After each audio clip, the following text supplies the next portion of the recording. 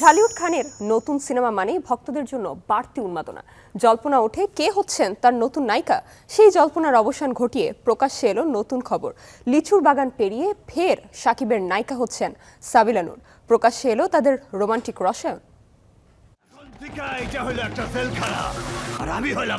তাণ্ডবের পর এবার রকস্টার ঢালিউডে আবারও একসঙ্গে আসছেন শাকিব সাবিলা জুটি।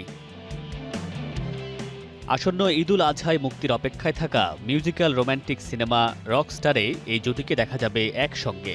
আনুষ্ঠানিক ঘোষণা না এলেও বৃহস্পতিবার সন্ধ্যায় শাকিব খান তার ফেসবুকে একটি পোস্টার শেয়ার করে চমকে দিয়েছেন দর্শকদের।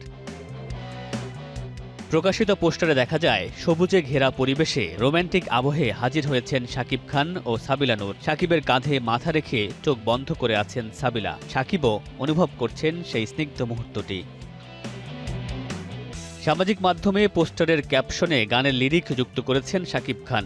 জানা গেছে গেল মাসে মালয়েশিয়ায় শুরু হয়েছে নির্মাতা আজমান রুশোর এই সিনেমার শুটিং। এরই মধ্যে সম্পন্ন হয়েছে অর্ধেকের বেশি কাজ।